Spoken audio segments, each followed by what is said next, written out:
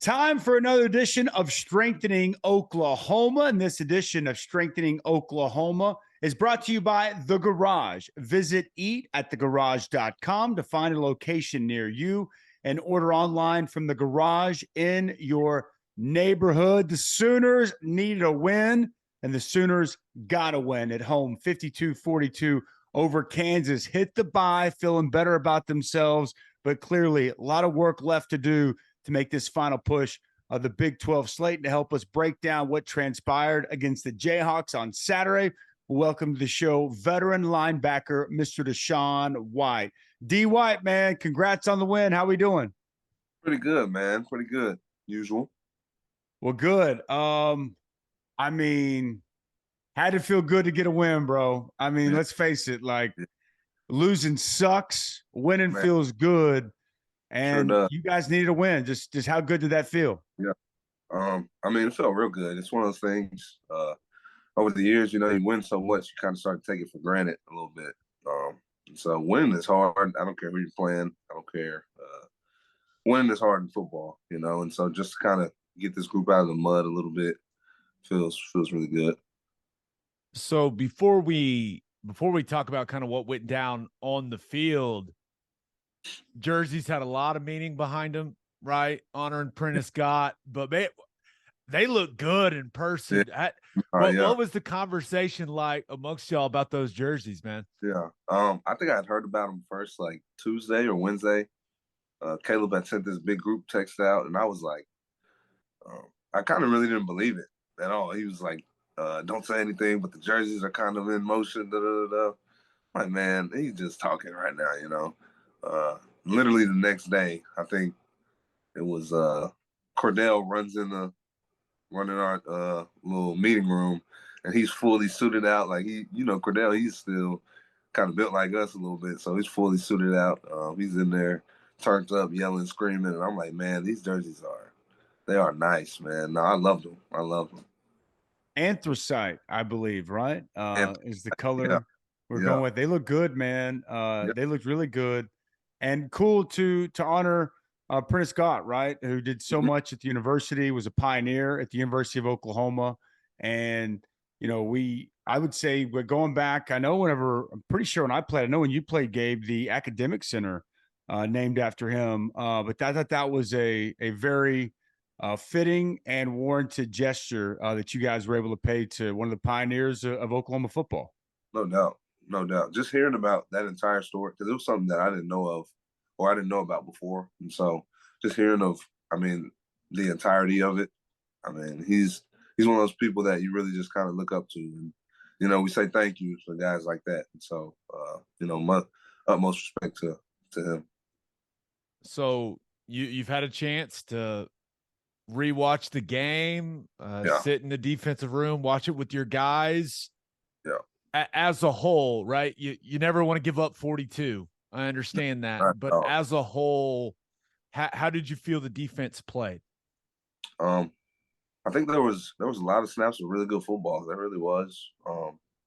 We're still kind of at that point where we got to take the little mistakes off the tape, and I think that's something that's going to be really important for us moving forward, because it's kind of like a broken record right now. But teams are really doing a good job of capitalizing off of little things that we aren't doing well, and so besides that, I think we had a lot of really good snaps of just playing together, everybody in the right spots, playing physical, fast. And then just what stuck out to me the most is just our energy. And we played together, we played as one. And that's something that for the last few weeks we were kind of spotty a little bit with that. And so, yeah, I was really proud of that. Created some more negative plays. That was good to see. Yeah. Anything in particular that Kansas did that kind of gave you guys some issues as you watched it back? Like what did they do well that you guys just weren't able to get taken care of throughout the course of that game? I wouldn't say that they did any one thing just really, really well, more than us just not doing our job. I feel like that's kind of where it comes down to a lot of cases. Teams are going to make competitive plays, and I know that Bean, he made some really good throws on our backers. I was teasing him yesterday, but he made some really good throws on our backers. But yeah. how'd you feel you guys played the run? Because there were a couple, and coming into the game, it was all about what they can do in the running game, the Mm-hmm. option game that they can get to. Yeah. You know, they threw a lot at you, had some explosives with Neal, the running back, but how'd you feel you guys played the run overall? I think it was solid. There were just there were too many explosives though. We take those explosives out. I know I was talking to Coach Roof. We take those explosives out and just tackle whenever we get to the ball carrier or just have a guy do his job. I know I had a pitch or a option come towards me that I should have feathered out way more. Just let the quarterback run back into the defense. But we take those big explosives off the film, and they're averaging close to like 3 yards per carry, and that's definitely more in the range that we want to be in than I think it was 4.5 or something in there that it actually was. So, All right. You had a first. Yeah. You had your first career interception. Yeah. I mean, this is your 17th year at Oklahoma, I believe. I mean, how is it possible that a guy's played as many snaps as you? It's your first pick. Congratulations, by the way. But walk us through that play if you could. Just kind of call that you're in, what your responsibility is, what you saw. Was it? It looked like you jumped that route really nicely. What put you in position to get your first career interception? Well, I was a seam to flat player, and so typically when we play the seam, he wants us to hold the seam for as long as possible until eyes take us to the flat. Quarterback kind of gave me a quick game look immediately to the field with eyes to the field, and so at that point, I'm just kind of I can't be late to the flat, but I want to help on two as well. So really, I just I took a step outside of two to show that I was maybe bursting towards the flat, and then just knowing where the sticks was at, knowing where their offense, they like to throw the ball in between the hashes. I just kind of cut it back inside real quick and slipped up under it. So, no, it felt good to finally, kind of break the curse. Hopefully I can get a lot more in these last 5 games. So break the curse. I love that. Yeah. Now, so was that something you had worked on throughout the week of practice, like almost baiting him into that throw? In other situations, yes. I know that they ran an RPO that is always ran off of like the Sam Nichols alignment, whether it'll be number 2 running a slant or stick.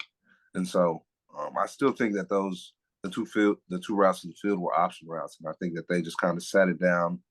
Once he seen me burst out, I think he just wanted to sit it down at the stick and try to slip one in there. I could be totally wrong. It could have just been curls, but no, I know they do that a lot in their RPOs. So, yeah, I kind of took that to third down. Taking film study and implementing it in the game, on the field, and making plays, man. That's what it's all about. Look like, I thought, going back to the Nebraska game, you were playing fast. You were flying around. We had talked to you about that previously.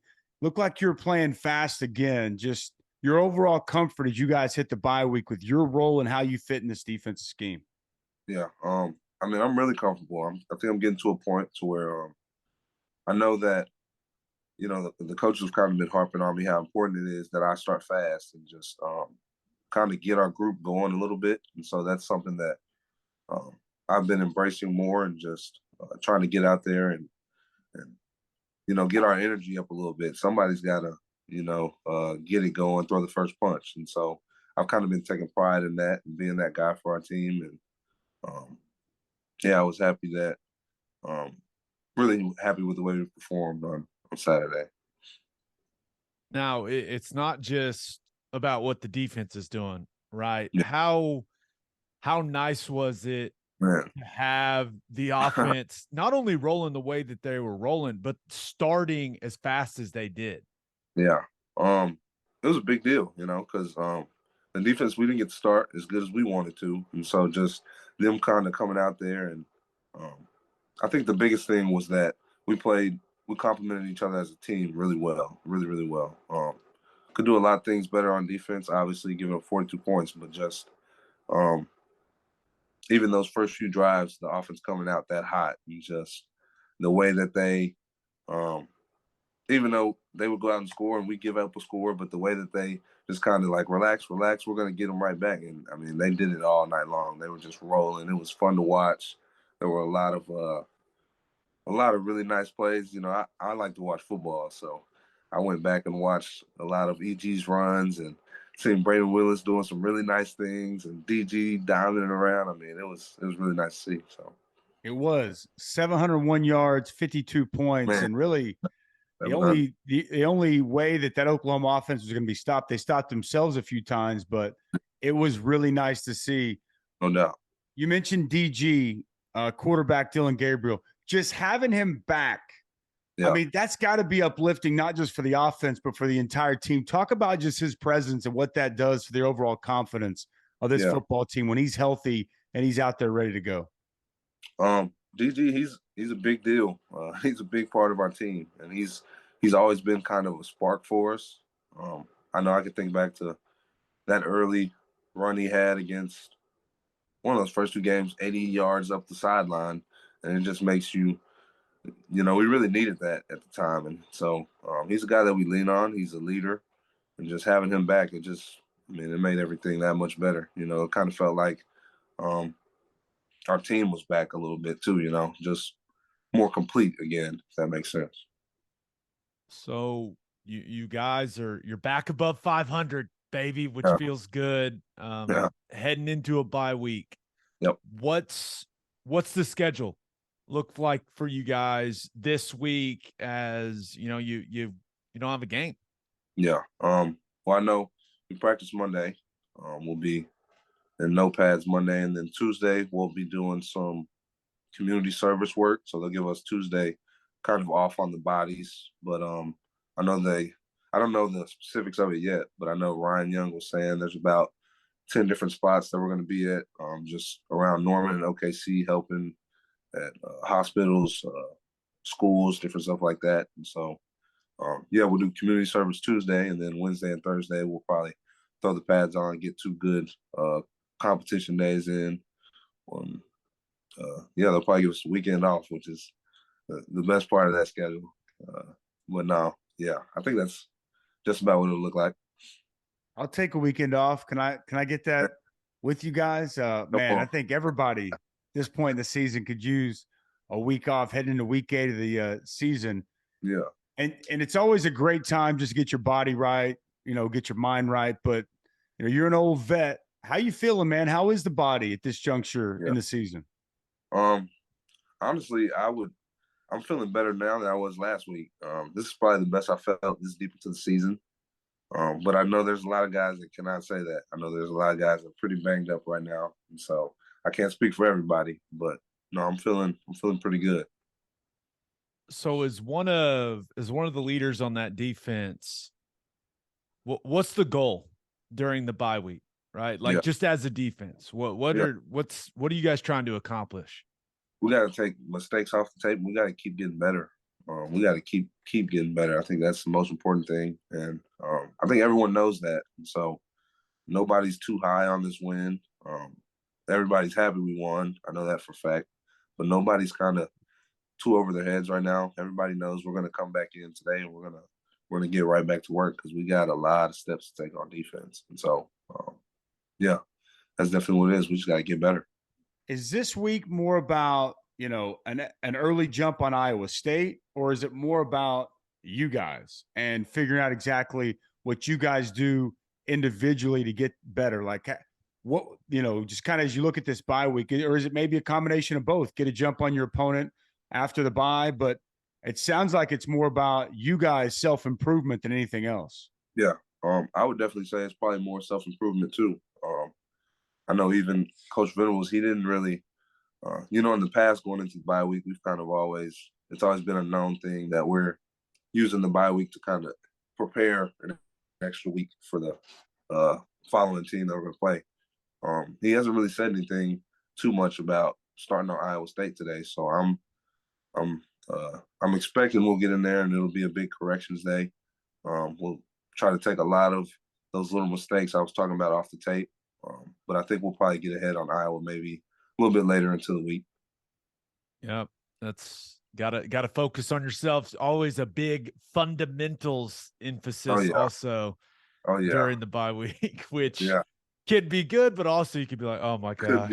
We could walk out there to tackling drills with all the big pads, all that stuff. Ain't no telling, Yeah. Now, for you in particular, getting a weekend off, are you a guy that stays in Norman and you just sit on the couch? You going to go home? Like, have you made that decision yet?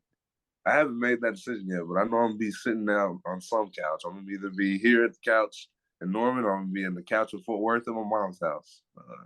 It's that simple. I know I'm gonna get a lot of good rest. Try to just get around my friends or my family, depending on if I stay or go. I need some good rest, some good sleep. Get that good sleep, get that good rest. No doubt. It's what the bye week is all about. Improve a little bit as a player, but get your body, get your mind right for that final push of the season. All right, let's get to some fan questions brought to you by Love's Travel Stops. Visit loves.com for more information on the nation's leading travel stop network that's headquartered right here in the great state of Oklahoma. Mike L. asks, are you watching any good TV shows right now? If so, what are you watching? I just started The Watcher on Netflix last night. It's kind of like a little eerie, sort of. It's way different from anything I usually watch.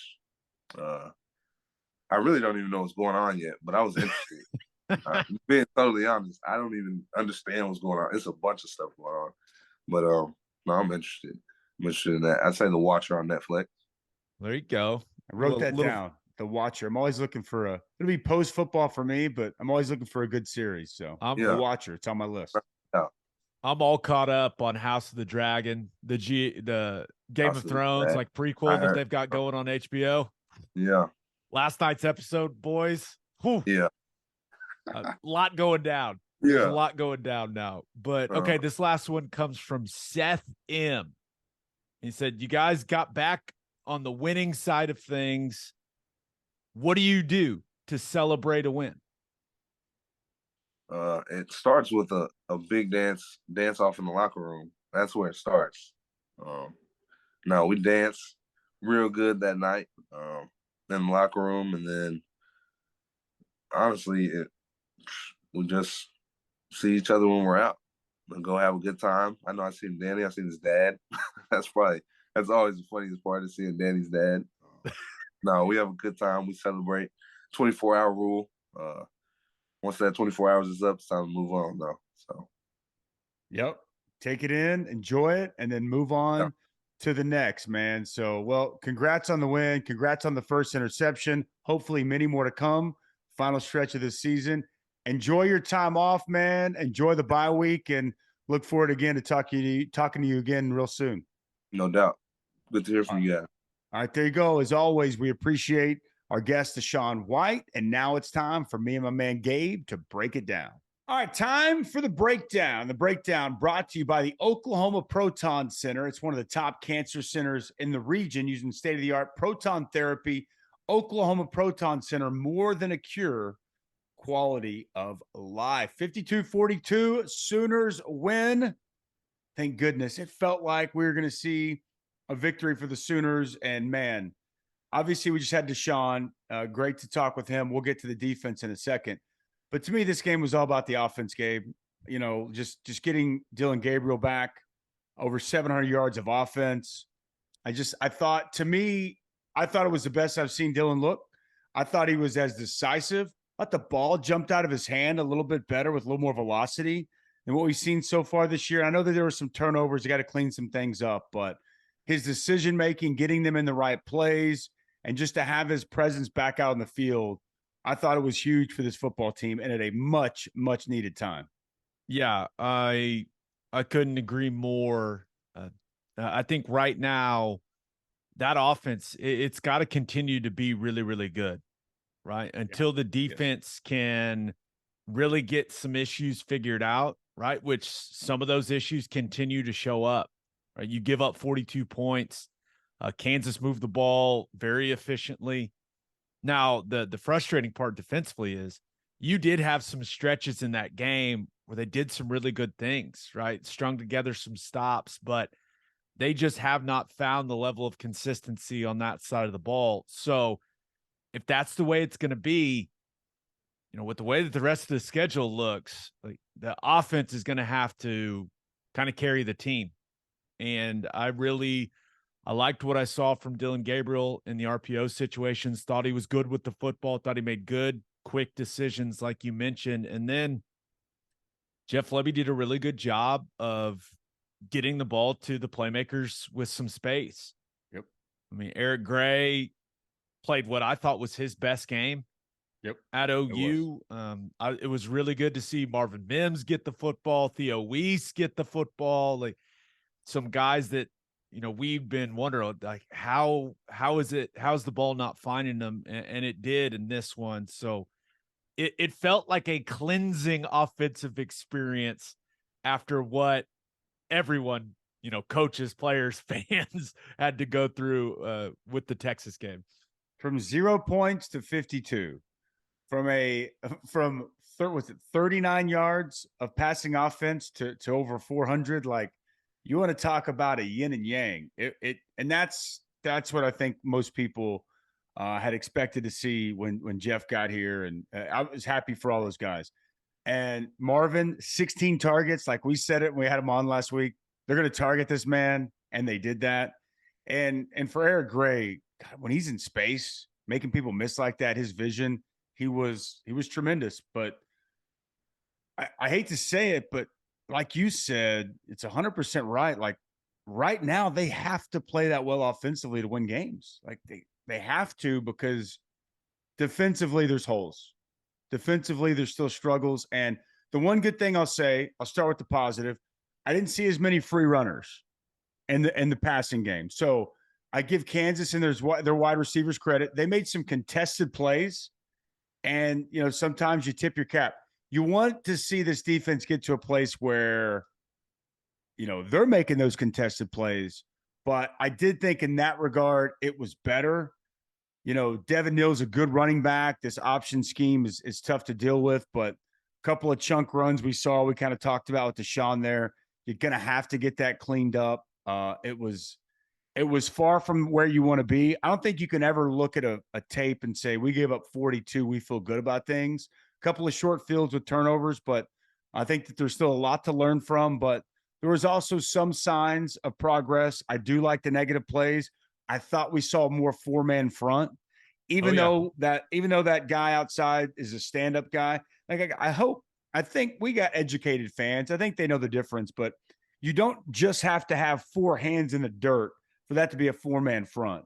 And I thought we saw more four-man front, more of an even front than an odd front than we've seen in several games, which I thought was, for me, it was good to see. Still not enough pressure on the quarterback that I'd like to see, but overall, there were some steps in the right direction from where they had been in Fort Worth and in Dallas last week. Yeah, no, I'm with you. I was very glad to see more of the four-man even front. Now, they've got to get back to being more disruptive along the defensive line. The production still was not anywhere close to where it needs to be. And you mentioned Jason Bean was pretty comfortable back there. A lot of rushing down the middle of guys. And I know for a fact that is not what they are coached to do. Get to an edge. You got to get to an edge. You got to win, right? When the center's sliding away from you and you've got the one-on-one on your side, you got to win your matchup. So that's the next step. And the thing about defense, man, this, obviously, it all works together. Right? You can help that defensive backfield out by going and getting some quick pressure on the quarterback, and maybe some of those competitive plays, like the throws are a little more inaccurate, right? And they can force turnovers as a result of that. But yeah, I will say, just being down there on the sideline, the communication seemed to be better on the field between linebackers talking to other linebackers, safeties and linebackers talking, defensive line talking to everyone behind them. It seems like the adjustments were better, right? So that mental aspect of it, I thought was better. As the mental aspect continues to get better, the physical aspect needs to follow accordingly, right? They got to start playing with more physicality and making more plays. So I feel like we're both in the same boat. Like, yes, they won. It feels good that they won, but defensively, you gave up 42 to a backup quarterback. And although he's a very talented and experienced backup quarterback, that is, you saw DaShaun's hoodie, right? It said defend the standard on the front of it. Not the standard. That ain't the standard. No.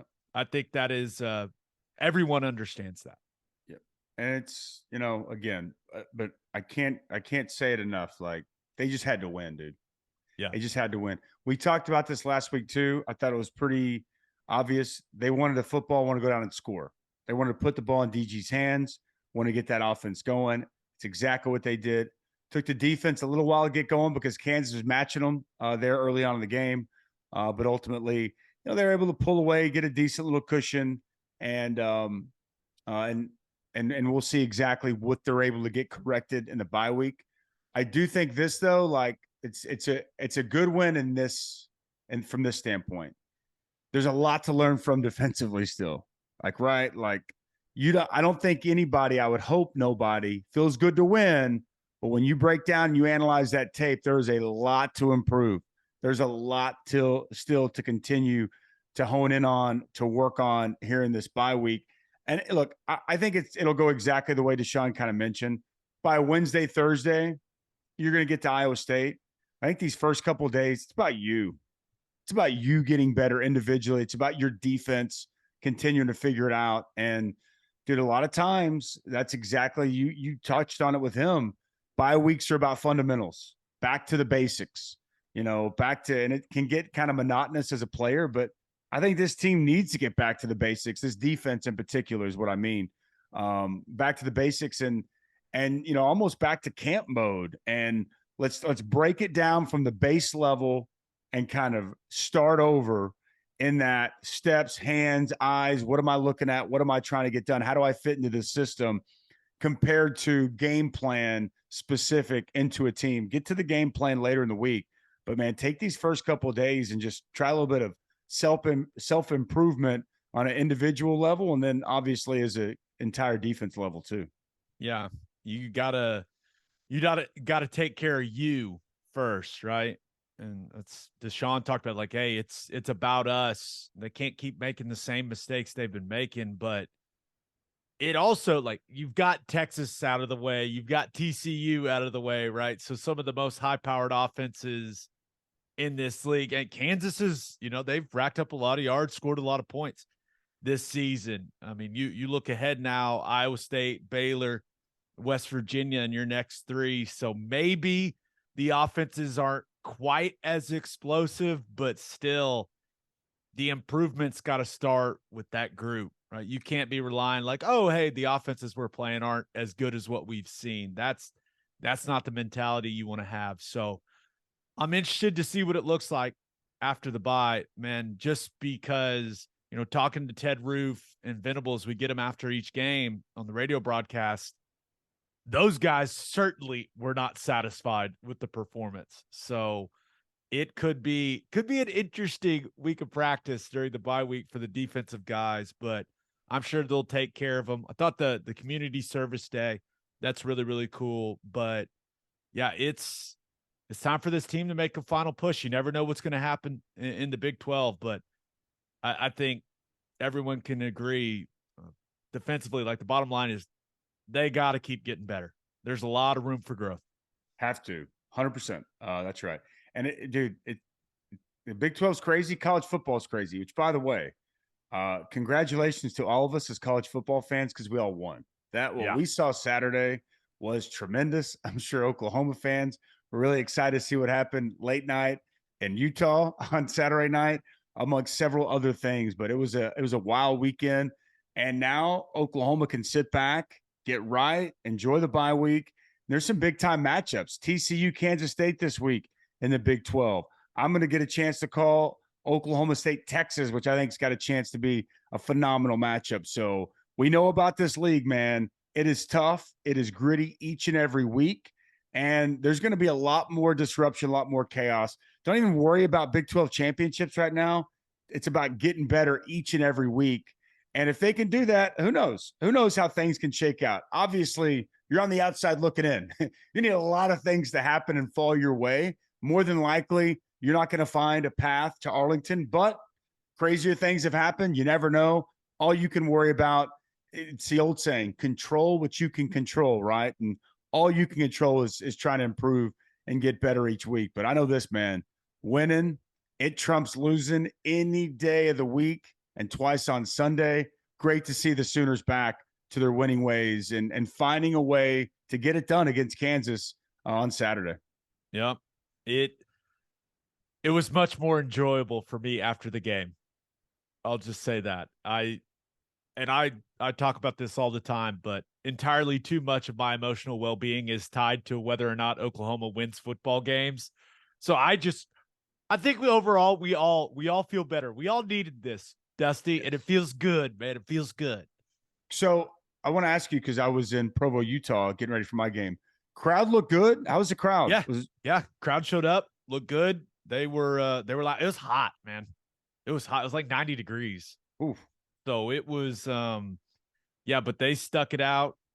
Some people little upset that, some of the students started trickling out a little early, but so goes life. But I thought the environment was good, man. Good on the fans for going to support. One thing we didn't touch on before we depart, shout out CJ Colden. Man, that was a highlight reel interception. Oh yeah, if I've ever seen one. How was T-Row on the radio call? I'm sure he lost his mind on that one. Oh yeah, it's up there. It's up there with some of the T-Row calls. That was fun. Yeah, and he's a guy that has earned his way on the field, and I think is going to be a significant contributor to the rest of the way out there at corner. So it's good. It's good seeing him make those types of plays. They're going to need him to make more of them moving forward. Yeah, I thought that was, and again, another piece of, positivity. 2 takeaways, 2 interceptions.